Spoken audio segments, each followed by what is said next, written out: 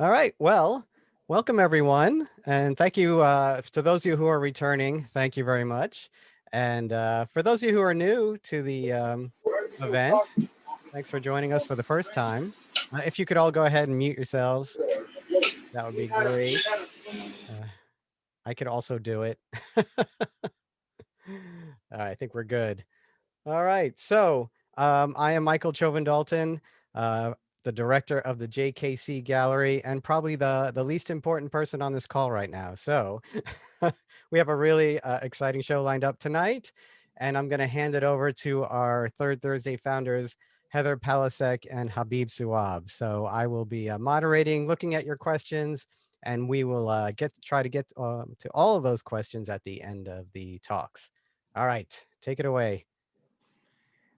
Hello, everyone.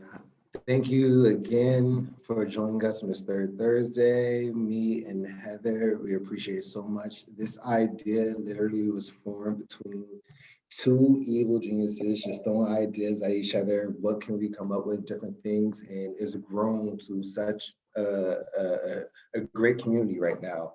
The last time we did it in person was March of last year. Of course, we all know what happened after March of last year. It feels like 4 years ago, but without further more ado, I'm going to throw it over to Heather and we're going to get right into it.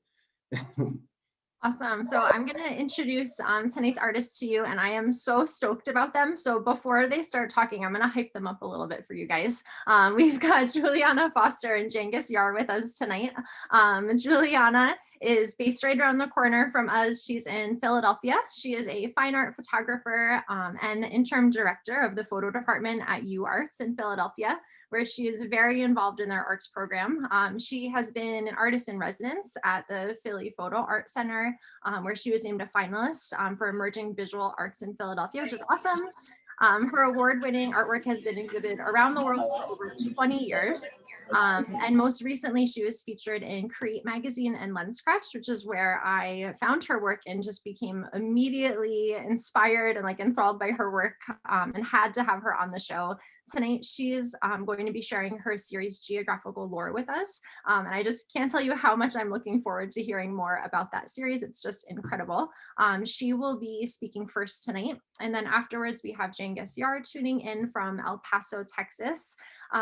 He is an incredible documentary photographer and editor of Rest of Worlds. He was the recipient of the James Foley Award for conflict reporting. His Associated Press team was a finalist for a Pulitzer Prize in 2016, among so many other awards. His clients include Vanity Fair, Rolling Stone, Instagram, the United Nations, New York Times, and he's going to have a lot of really interesting and insightful photographs to share with us this evening. His work focuses on mass displacement, religious and ethnic minorities, and the repercussions of the Islamic State. He's photographed war and its effects in Iraq, Syria, Afghanistan, and has a long-term commitment to documenting civilian casualties as a result of conflicts. He's going to be showing us a broad selection of many of his projects, and I do have to say that some of them may be graphic in nature. So he'll be going second, and then afterwards we're going to be doing a Q&A. So as always, type your questions into the chat box as they're presenting their work, and Michael will kind of moderate and pass those questions off to them at the very end. So without further ado, Julianna, would you like to get started? Sure. Hi, everyone. I'll go ahead and share my screen.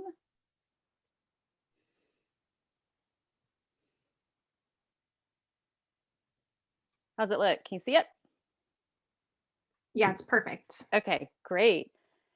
Well, it's a pleasure to be here and to be paired with Cengiz. His incredible work tonight is really an honor. I was really happy to be introduced to this work, so thank you. Thanks to Heather and Habib and Michael and the JKC Gallery for the invitation and for organizing this event. I'm grateful for everyone that's here, and it's really nice to be a part of this community. So I'm really thankful. So I wanted to start out and just kind of put my work in context, because probably a lot of people may not know my work. Heather did mention a little bit of my bio, where I teach at the University of the Arts in Philadelphia. I live in South Philly. I have a studio here, and over the years, I was part of Vox Populi, if anyone's familiar with that gallery, for a long time, and I had an opportunity to really get my feet wet in Philadelphia and showing work. But photography has always been, at the heart of my practice. What's this? And over the years, it's veered in different directions, from documentary perspective to alternative analog print processes, artist books. I've worked with a lot of artist multiples, along with collaboration with other artists with word and image. Narrative structures have been a big part. Ways of storytelling through work has been a constant through previous work. So tonight I'm going to be sharing a specific series. It's an ongoing project that's titled Geographical Lore.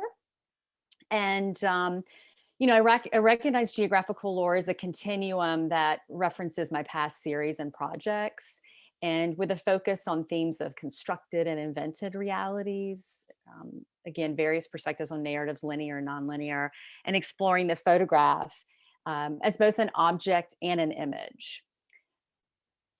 So geographical lore is a selection of photographic works that considers ways in which the natural world can be represented, the natural world can be represented, particularly within landscapes like old growth forest, mountain ranges, desert terrain.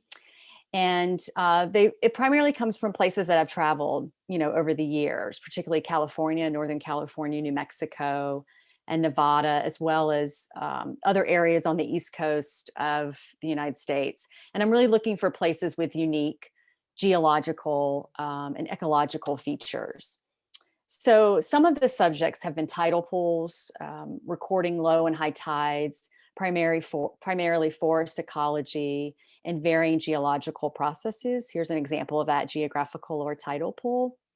And I also have a fascination with astrological and lunar exploration. So you'll kind of see some references to that throughout this project as well. The work reflects my interest and curiosity in not only the landscape, but how the natural world functions in reserves and protected lands and wilderness areas, and the ever-changing diverse geography within these particular locations. This is somewhat new territory for me, not just in the places that I go visit, but also just in a subject matter. And I think a lot of it comes from just a wanderlust and a desire to sort of learn and observe, and also what it feels like to sort of exist in being in these spaces, how it feels, how it smells, and somehow bring it back, into the studio and translate those senses into some kind of physical image or object.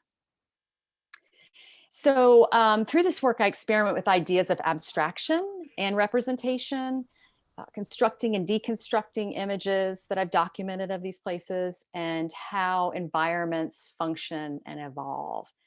And it becomes sort of this depiction of a fabricated reality in some ways, and examines spatial relationships and scale shifts and material and structure is a big part of that. So I want to talk about this image for a second. This is geographical or tidal pool, and just to kind of talk a little bit about the process of what it is, because I know from a screen, it's probably difficult to kind of grasp what's happening, and I can give you kind of the background of it. So it's basically, just to kind of give you an insight to my process, it's two images from a reserve in Northern California, and it's a tidal pool that it's the bottom, and then it's these salt covered mountains on the top. And it's basically just two shots, down and then moving up, and it's 120 film. And, I took that back to the studio, and then I composited that. So sometimes I'm working digitally, sometimes I'm working with analog and film. And then I printed on sil vinyl. This is just a particular piece that was printed on sil vinyl. And then it's adhered directly to a gray wall, and then it's cut. So if you can see the top of it, that sort of white void that's the sky, it's actually cut, just raised up a little bit to create more space. And it feels like there's almost, another mountain range there a little bit. With this piece, Red Moon, I have a printmaking background. So there tends to be a tactileness, a physicality to the work that I make. And this is on watercolor paper. It's an inkjet print on watercolor paper. And then the moon in the center is screen printed on the surface. The paper's cut, and then it's backed with Sintra, which is a PVC material. So it feels like a structure. It sort of alludes to a book as well when you see it. Here's an installation shot, so you can see what they look like on the wall, and in the center, that little small piece is the piece that kind of creates that shadow and that edge, and it's visitors could move it back and forth. So.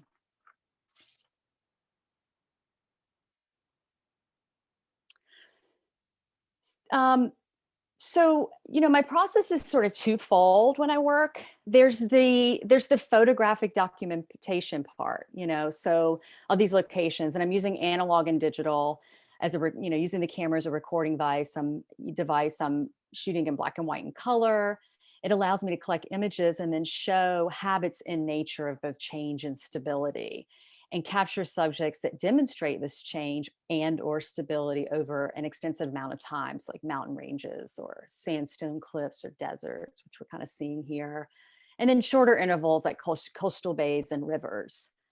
The example that we're seeing here is sort of, what I'm relying on, just like the fundamental qualities of photography, I'm relying on time and light in my documentation and also my studio explorations. I tend to work with iterations and variations of a particular theme and the visual element with the scene or location, as you can see here. So basically what's happening in this image, and this is, what a studio has offered me, because I haven't always had a studio space, but what this is, it's backlit film. And if anyone's familiar with white boxes, that's the material that it's printed on. It's got sort of a white backing to it. You run it through an inkjet printer. So it's film that I scan, printed, and then it's on a circular light box that then sort of lays on that. And then I photograph it over time. And I've got another insert on the bottom that I'm moving it to sort of allude to the moon, the phases of the moon.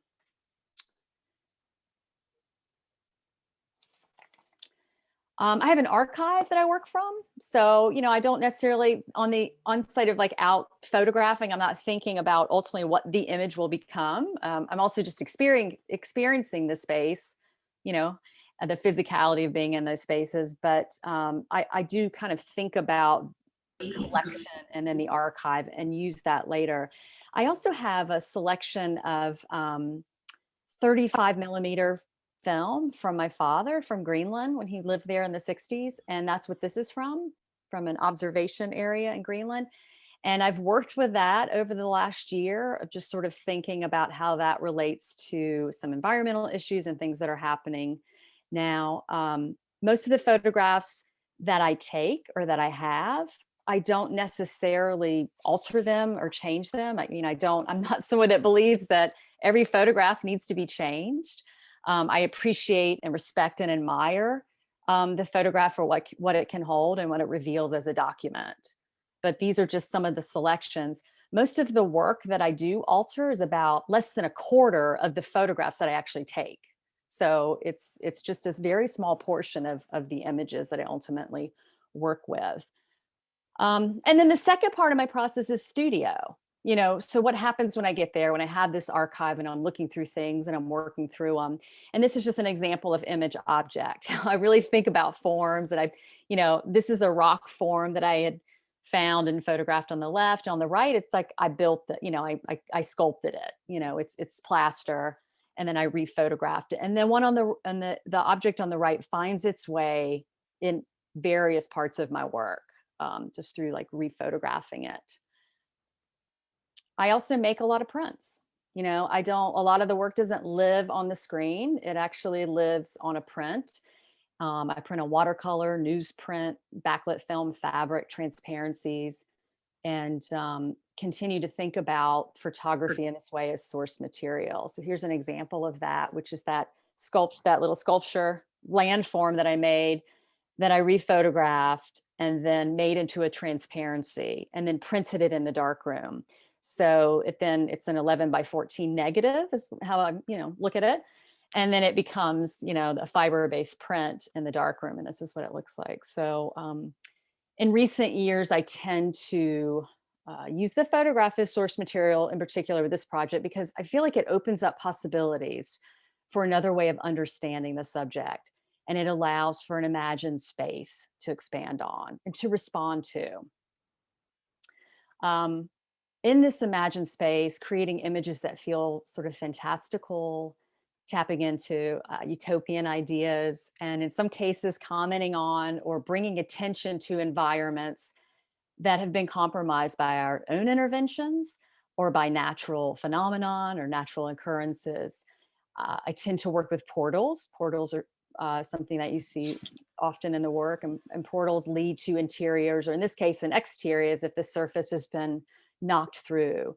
Someone wrote about this piece, or another piece that was similar to this, and it says it's almost like you punched a hole through this thing, and it felt aggressive, but it felt good, because I felt like that is really where it came from, is that sort of breaking through into somewhere else or something else. This is a lightbox image, a circular lightbox, and this is an actual shot that was in an installation, and you can see that it's, in darkened room. It's just the photograph's just illuminated. So although I use backlit film to use as source material and to rephotograph, I also use it as the final photograph as well. So I tend to kind of go back and forth and play with that a little bit.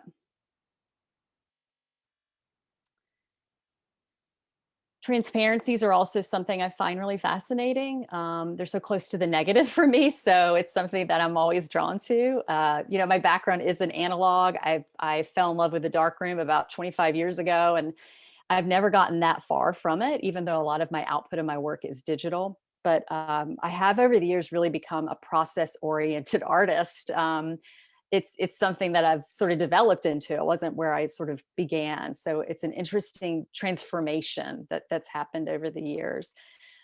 Photographic source materials I'm referring to here is, through analog processes. I've done sun prints and handmade negatives, composites, contact prints.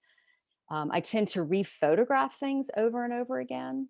And then the objects that I make or that I manipulate or change, setting a scene of sorts and then lighting it and rephotographing it again.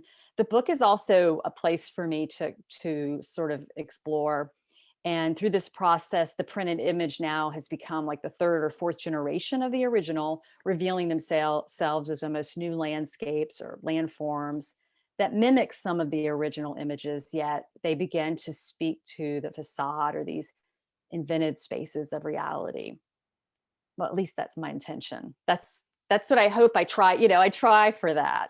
Sometimes it works, sometimes it doesn't. I think experimentation is a really important part of my practice. And I post a lot of it on Instagram just to hold myself accountable and look to see what's happening and see sort of like the workings of things as they are developing. Research comes in any forms for me. I'm not an expert on environmental issues, and I don't believe that the work is directly responding to these very important prevalent issues that are happening with climate change and environment. But I do believe that there's some subtleties or something that relates, because I feel like even at subconscious, I'm sort of digging in there somewhere. This work is on fabric, and it was produced years ago from ice blocks that had ink and glitter and other materials inside, and they were sort of embedded in there. And going back to that idea of tracing of time and light in the work, these ice blocks that I pulled out, and sat in the sun, and the temperatures started to sort of change their form, started to reveal different shapes and various objects and alter the form. And I documented and photographed over that time. And the outcome of this appeared to be a lunar surface. And that's what we're seeing here. The piece on the left is just it installed. The piece on the right is a detail of that. So this is pretty much the core, I don't know, maybe the touchstone or the point of geographical lore. That was, I think, one of the first images. And I remind myself, I come back to this image often because I want to remind myself of the beginnings of this project and really where it started. And it came from Rio Grande and New Mexico. I was traveling with a dear friend, and we came upon this gorge. We were on a road trip. And I remember getting out of the car and sort of walking over and looking on, onto this massive kind of phenomenon of this landform. And my equilibrium was off. I felt a little like woozy, my balance felt strange, and it was really bright, and I was holding something over my eyes to kind of keep the light. And I kind of saw this portal, this like entry point into this. And it wasn't at that moment that I said, oh, I'm going to make a piece about this, but it was much later, you know, as I'm looking through my archive and I see this, and that feeling and that moment and that experience came back to me, and I, you know, created this moment based on that experience that I had. So that's where this image comes from, and it's a really important part of the project for me. And it's two pieces. So basically, the gorge is photographed. It's an image, it's a flat image on the wall, and the piece in front of it is a piece of mylar that's crinkled, and then I lit it from behind and then photographed it. So it's actually two pieces, not a composite. A lot of people think, oh, it's a digital composite, but you know, I don't know if it matters that much, but it's not. It's actually there's a physical space between the foreground and the background here. And that sort of area here that mimics this line of this paper was actually created from the form in the gorge. It wasn't something that I created. So it was a natural sort of organic occurrence that happened there, which I really liked. Hi. So I work a lot with a Holga camera. If people are familiar with Holgas, but it's a 120 film camera. It has about 2 shutter speeds and 4 focal lengths or so. I really liked the unpredictability of the images. I can play around with light leaks and exposures, and really working with sort of double exposures and things like that. But you know, usually when I'm using my film cameras, I'm also shooting at the same time with my digital camera, and I'm photographing the same places and scenes and objects that I find or make. And I combine the two physically, or rephotographing, slightly altering the image with digital software in here. I also work with newsprint. I love the democratic multiple. I tend to, and that might be my printmaking background, but I tend to always make a giveaway, or you know, any show or exhibition that I have, I tend to have something that I give to the audience or visitors. And this is one piece that was built from those transparencies that also mimics it creates that same shape as the gorge. And visitors were able to take those with them when they left the gallery. My choice for either format comes down to accessibility and location. And while other times it's about formal qualities or you know, conceptual considerations, but I also rely a lot on sort of happenstance. So I believe in that a lot.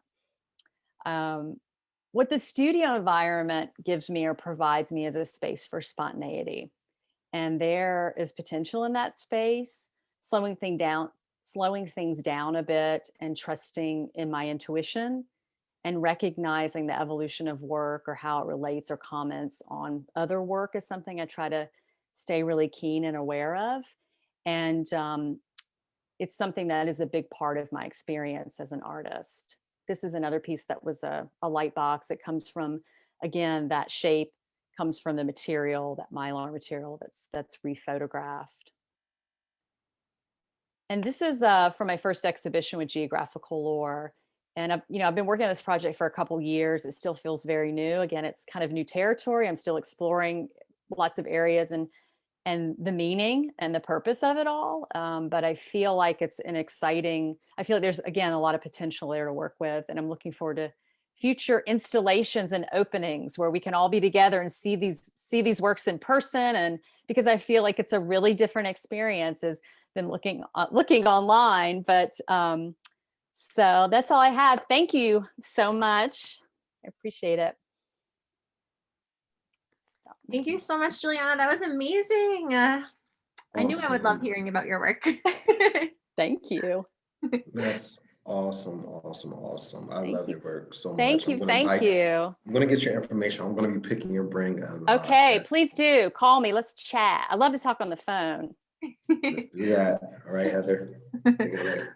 Yeah, actually, Cengiz, it's your turn. All right. Let's see.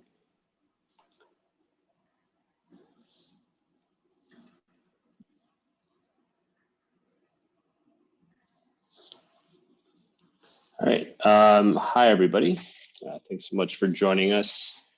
I'm just trying. My mouse just went away. Sorry. All right. I saw a bunch of names that I recognize in the group, so thank you guys. Those of you who I've met before, I appreciate you for turning up tonight. And those of you I've never met before, thanks so much for joining us. Juliana, that was really, really special. Thank you so much.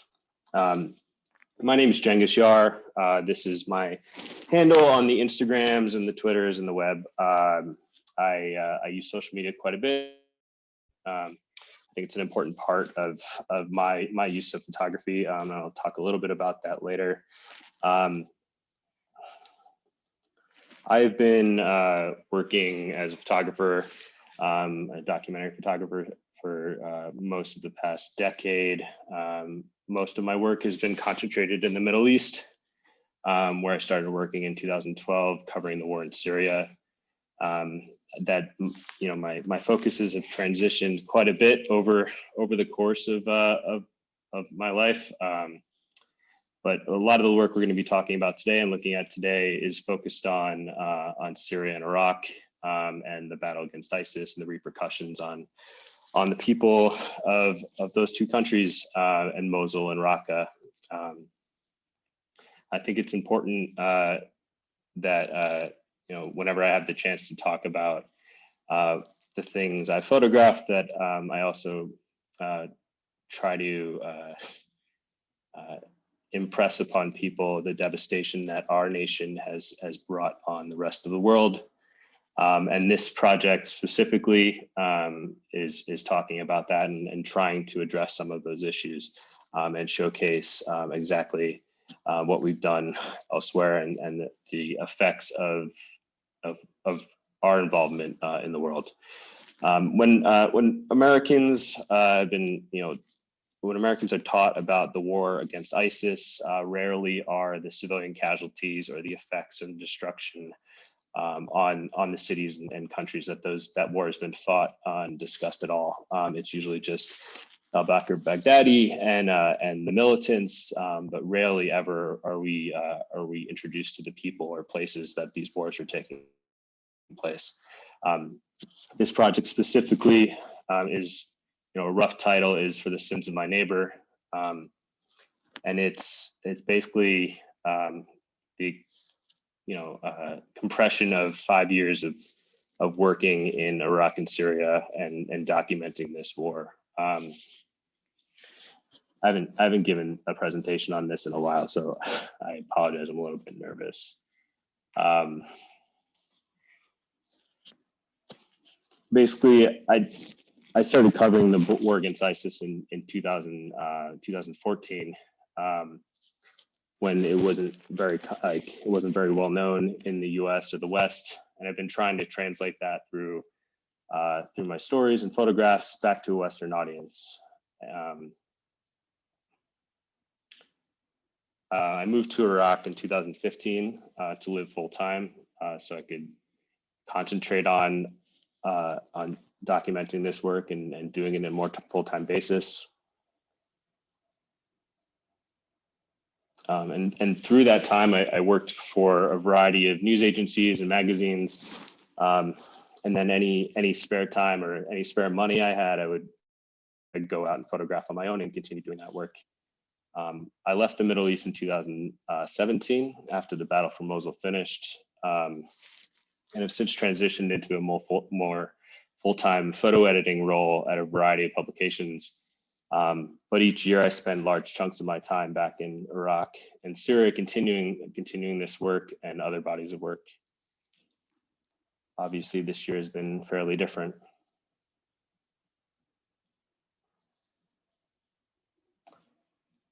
Throughout the battles in the fight against ISIS, it was the people that I encountered on a day-to-day basis that were affected by this awful and horrendous war. And I've always tried to spend time with civilians as much as I spent time with the people fighting these wars. And the thing that people would always tell me is they didn't understand why they were stuck in this situation. They didn't do anything wrong. they didn't support ISIS. They were just in their house one day and ISIS rolled into their city or rolled into their village. Like, why did they get bombed? Like, why did my neighbor's house get bombed? I didn't do anything. And that was and continues to be a theme of conversations I have with people in areas that are taken over by militants and then retaken by government forces or US backed forces, what have you.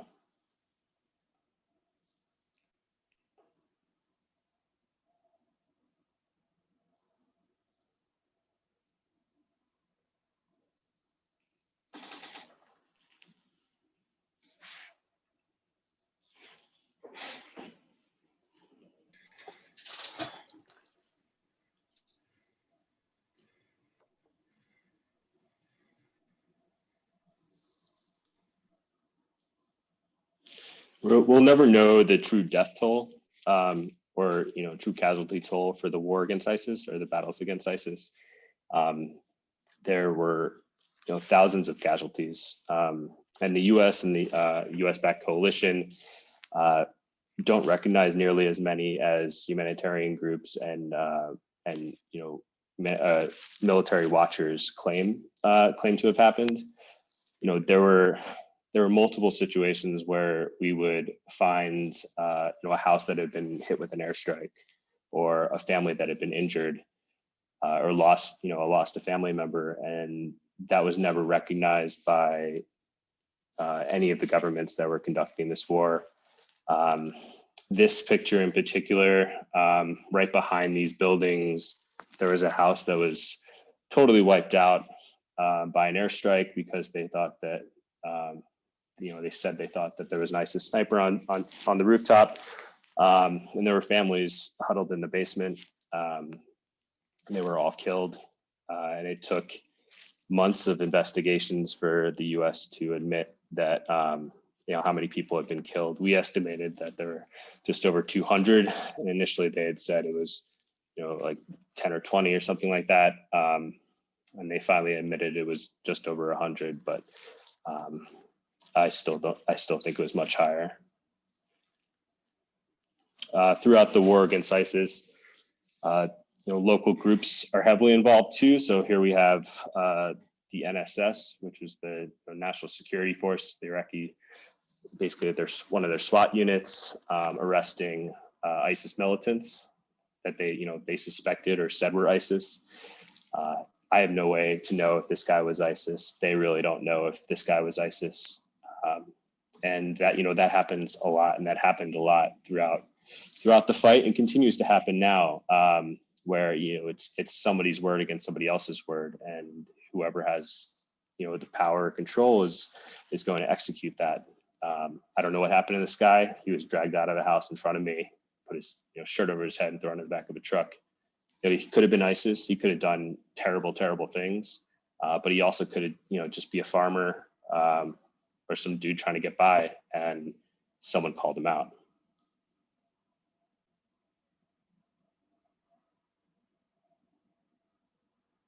Because it's, as much as it was a war against ISIS, the wars in Iraq and Syria are very much civil wars as well. It is neighbor against neighbor, it's village against village in many cases. Just as much as a lot of the people that live in those places don't have any involvement, there are many people that do, and many people that can point to exactly the neighbor that killed their family. And that came up again and again as well.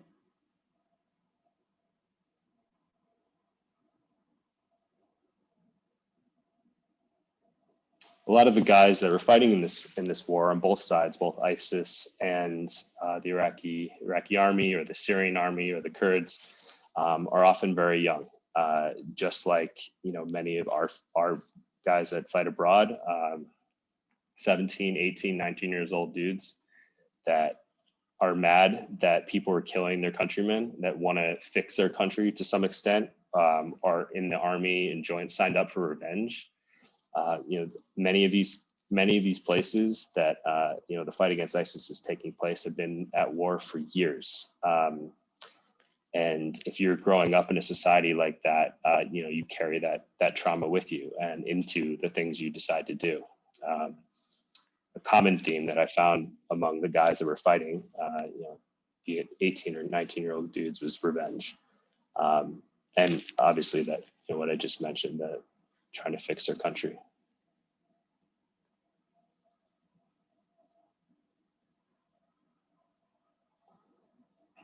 And then, like I was just saying about ISIS, this kid, this 17-year-old, sorry, he was 18 years old, was taken from a village. ISIS captured his village and then forced him into being a fighter. And he was a farm kid. He didn't really have any options. You can't say no to ISIS when they roll in your village. And he became a fighter with them, and then he got injured, and he eventually got captured by the YPG, which is the Kurdish forces that the U.S. are supporting in northeastern Syria. And then he got sent to prison, and that's where I met him. He's a really sweet, quiet kid, and that's what this war is.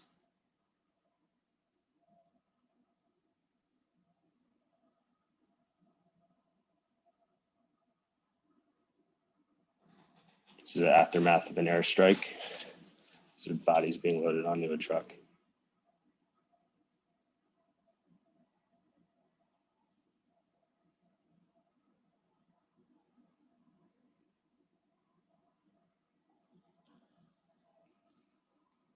The long-term effects of war too just don't stop when the bombs stop falling. So I met this family spring of 2019. And this boy was walking home from school. The city had been cleared of ISIS. They were living pretty safe and normal lives and trying to, regain a sense of normalcy, I guess, after all that they'd been through already through the war. And his friend picked up was most likely a grenade on the side of the road that ripped him to shreds. And you can see blood stains on his shirt, where he had just been at the doctor's and had sutures on his stomach.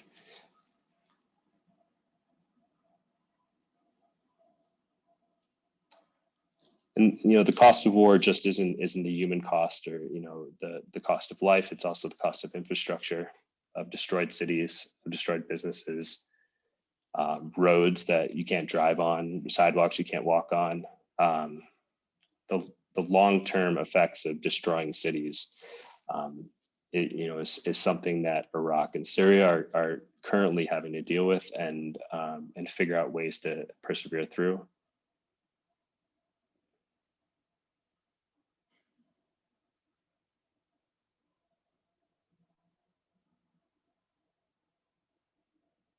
This guy just lost his two friends.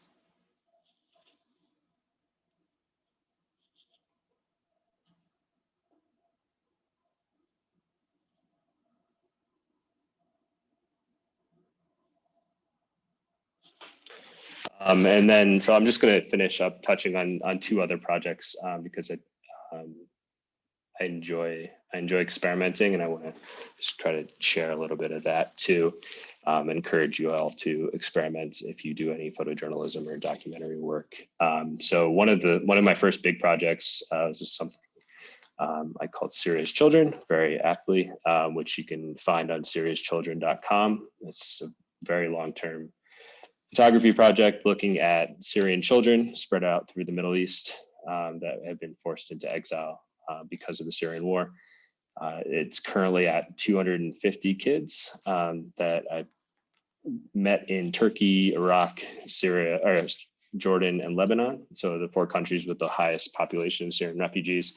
And this was in an attempt to try to showcase children as they are, and as I didn't see them being presented in Western media, and try to make them and the situations that they're facing relatable to my audience and my peers, and trying to communicate that kids are kids, and these are the people that are going through this right now. And I wanted people to care about the situation in Syria, and I wanted people to care, and my families and my friends to care about what was happening. And this was kind of the concept I came up with for that. So I went and met kids around the Middle East. I talked to them and I asked them simple questions like, who are you? What's your name? What do you like to do? What's your favorite color? What do you want to be when you grow up? And just the shit that people forget to talk about, or just maybe doesn't have enough space to be talked about in the news cycle. And I photographed them on Polaroids, as you can see, and I gave them back the Polaroids after I photographed the Polaroids themselves, so I could have a project. And yeah, still kind of ongoing. I've made a few transitions with it, but I stay in contact with a bunch of these kids. It's sad and awful, but like some of these, these camps still exist. Syria is still at war. I've gone back to many of these camps and met the same families, and like the Polaroid's still on their wall, like 3 years later after I've met them. And it's like the saddest, awfulest thing in the world. Yeah, it's just, that's that project. And another thing I've tried to do as well is experiment with video. And like I just said, I'm always trying to figure out a way to connect with friends back home, or my audience and my peers. And in 2015, when Snapchat had just started rolling out, I jumped on Snapchat and I was posting videos from Iraq and Syria and things I was working on. And I went back to Chicago that summer, in the summer of 2016, and I was taking a break between covering the RNC and the DNC. It's like what, four and a half years ago, right? Which is kind of crazy. That was a crazy time, and the RNC was crazy. And anyway, a friend was like, we were debating like the Trump administration, or like, voting for Trump or voting for Hillary, and he was like, man, I can't. And he's a good dude. He's my friend, but he just doesn't. It's not somebody who ever cared about international politics. Didn't care about the things I cared about. Didn't pay attention to the Middle East or the international, news, what the U.S. was doing abroad. And he was just like, man, after I watch your Snapchats, I can't listen to the things these people say about, Syrian refugees. I was like, what the fuck is this? Like all this other work that I've been like producing, and it was like the Snapchats that got through to you. And so it didn't make any sense, but it's like, okay, like if that worked, then like maybe I should put more effort into that. So I went back to Iraq after that summer, and just like, I'm gonna put way more effort into, these new social forums. And that was right around the time that Instagram rolled out stories. And these are those stories. These are like just 3 of them. I was doing this on pretty much a daily basis.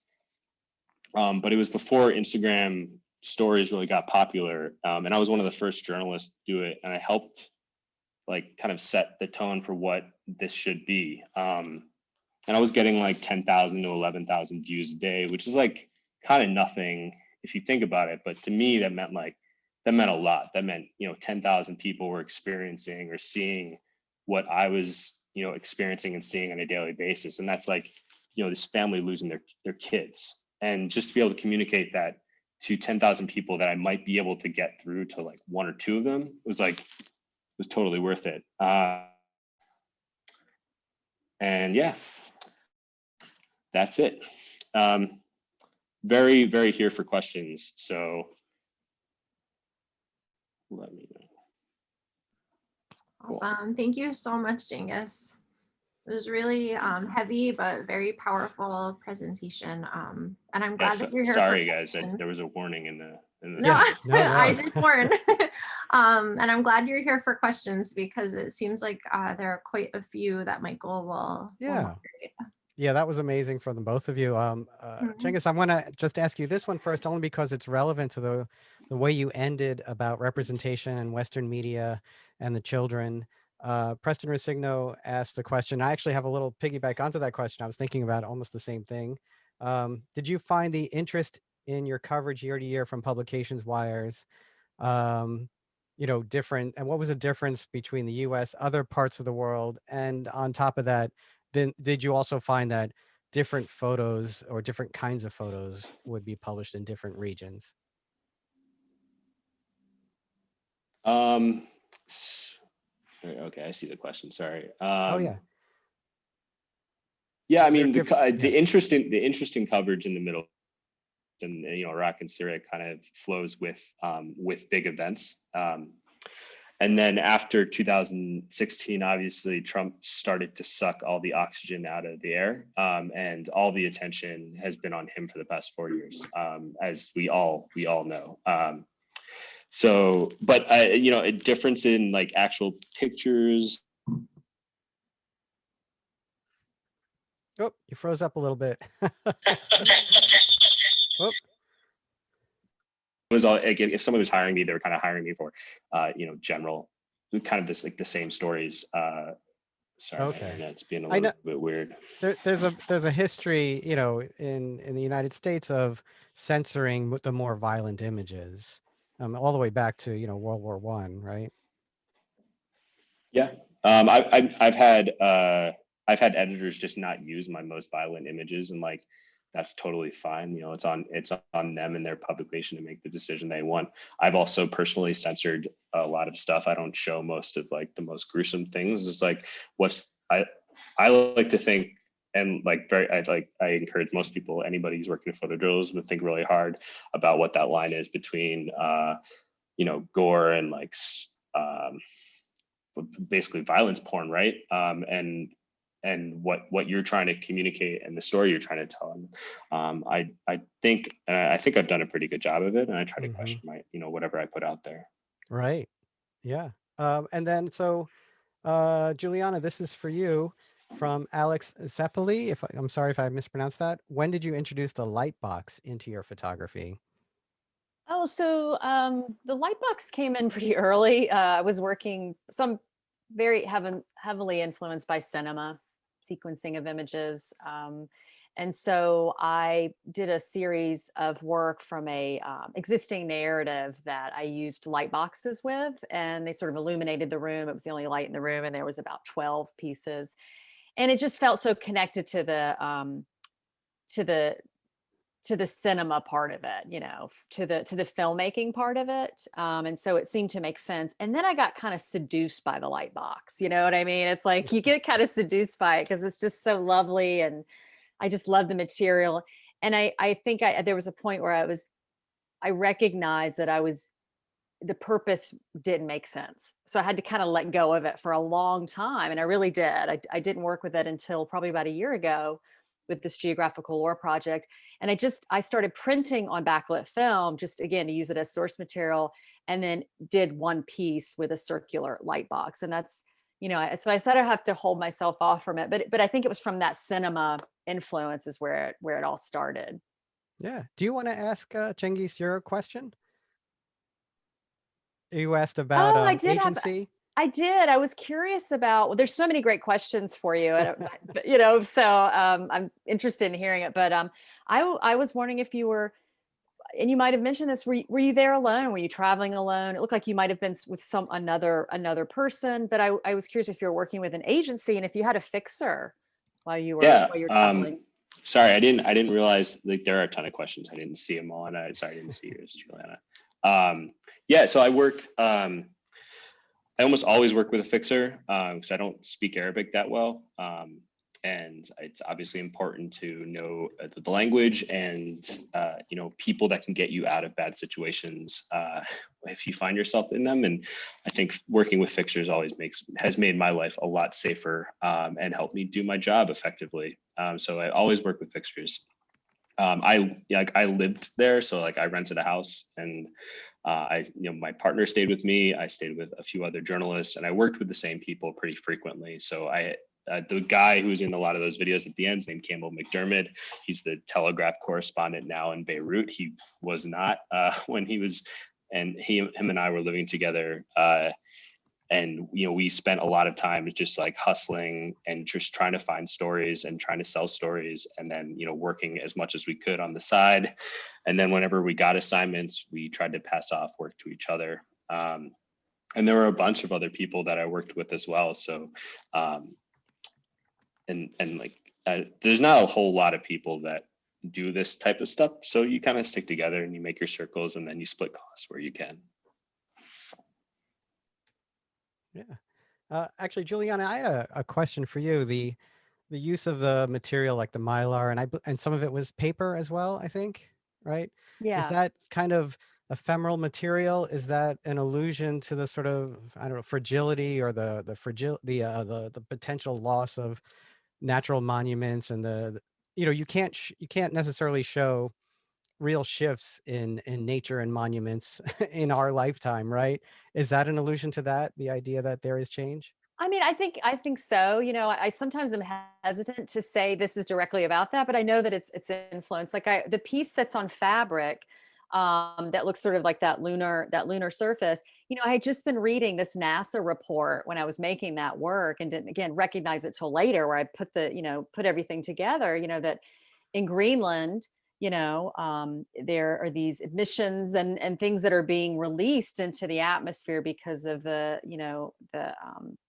peaks and everything is melting due to climate change. And so, again, I'm not an expert in this, so I'm hesitant to say, because I know there are people that are really doing work in that, and I really admire that. And but I feel like I am influenced by that because that's what I'm reading, I'm thinking about, and I'm learning more about it. So I think the work will start to shift and could start to kind of comment on that a little bit Hmm. more. Yeah. Yeah. And then for Cengiz, from Alex Bennett, can you speak to any effects, positive or negative, that sharing your work in Iraq or on social media has brought about, possibly your work with the demining effort in Mosul? Yeah, I don't. Yeah, I mean that's a lot to discuss because there's been like a ton of different times that and like thanks for that question, man. That's like it's super important that we talk about this and like photographers think about how their work is affecting people, especially in the age of social media. Um, I've had my work, stolen. I've had people repurpose my work and just make it their own. Militia groups have taken photos of mine and then like run with them as propaganda. Like, um, and then also just like what I was kind of talking about with like the war porn thing is just like, should you show, I'm always trying to ask myself if I should show someone's face. Like, is this going to cause them more harm?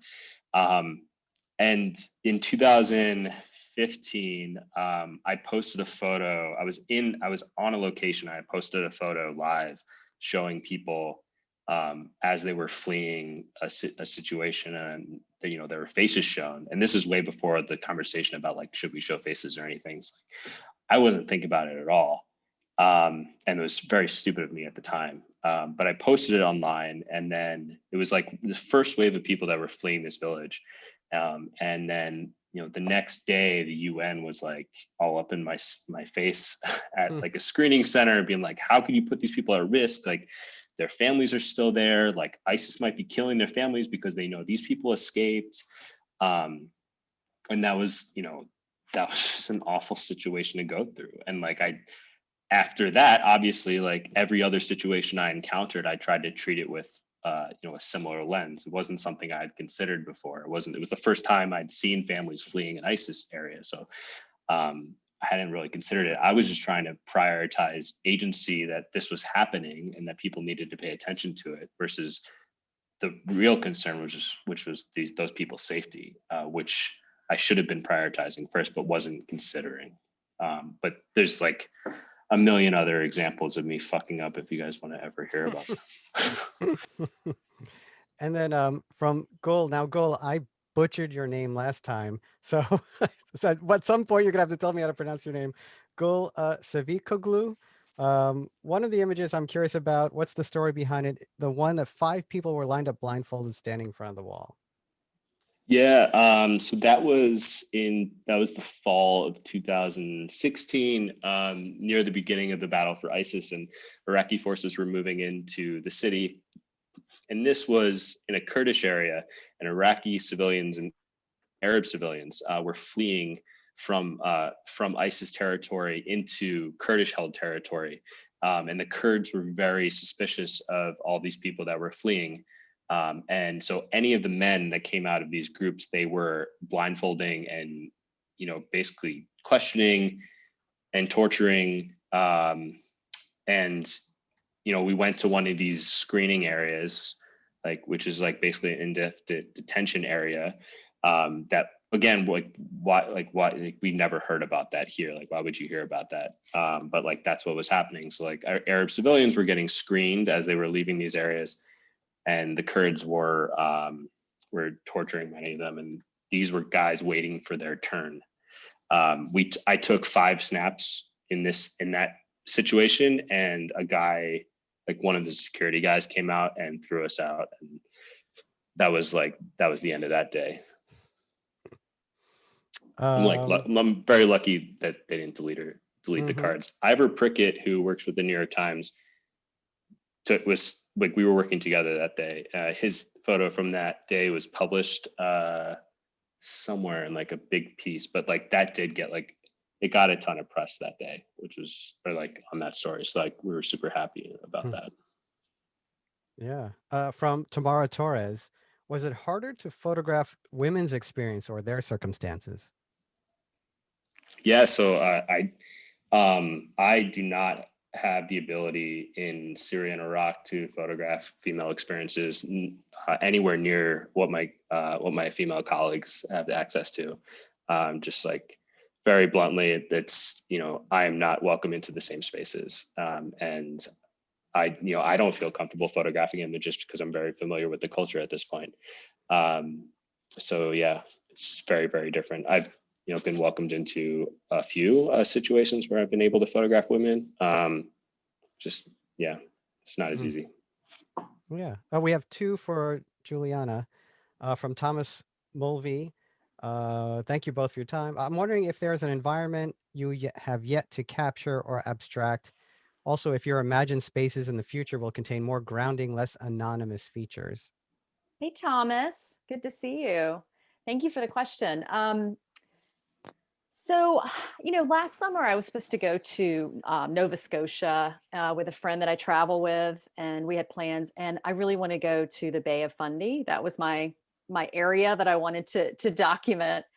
And so that's a place I find really intriguing that I'd like to go back to. But obviously, with COVID restrictions, I'm just not traveling anywhere. So, but that's in my future. So I think that might be an area. Just the tides of the Bay of Fundy, is something that I want to document. But I think that the imagined spaces, more grounding. I mean, anonymous. I guess the tidal pull or that change that happens in those ecosystems, and that is really intriguing also. So I don't know. There might be more specific things that I start to dig in with that. Salt too. This is also very anonymous, maybe, but salt is something that I want to explore more in those areas too, and how it breaks down surfaces. And erosion is something that I'm also looking into documenting, that has a lot to do with time. So I don't know if I have a specific answer for you with these imagined spaces. I need to get, I think also just getting in the studio and seeing what develops there. Sometimes I don't always have an idea. I've been really enjoying, this is a different thing for me, when I just go into my studio and I don't have an idea. Sometimes I just go and sit and think, and I'm trying to do that more instead of produce, but sometimes it's just think or research or look or read or consider other options. So I think I'm in that sort of transformation space right now too. I don't know if that answered your question, but Yeah. Yeah. We are at the 8:01 mark, and I'm going to ask, I'll ask if our guests can stay and answer more questions. But if you do have to go, thank you very much for joining us, and we hope to see you again next month. But I think we're gonna continue with questions from Gull to Juliana. This project mostly based on black and white monograms approach. What do you think adding color into the project? Can you imagine how making the decision to have a black and white monogram is very interesting. Thank you. Thank you for that. Yeah, I tend to, I think I'm using black and white often because it's the film I'm shooting.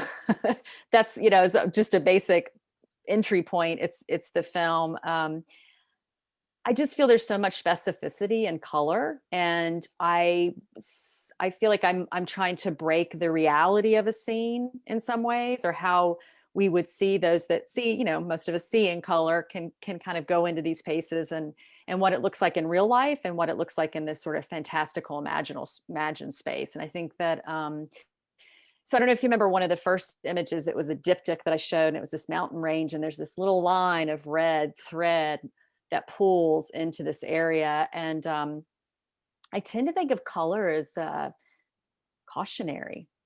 I use reds, I use orange, I use these sort of warm, sometimes rich tones that are very slight in an image, and it feels almost cautionary in some ways.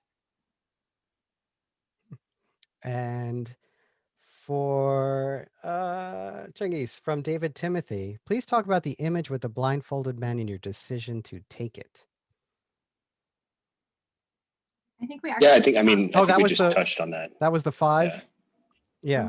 Okay. And Yeah, I mean, then, that's what he's talking about. yep, from Preston, how did you think that your use of Insta stories has changed the way you photograph?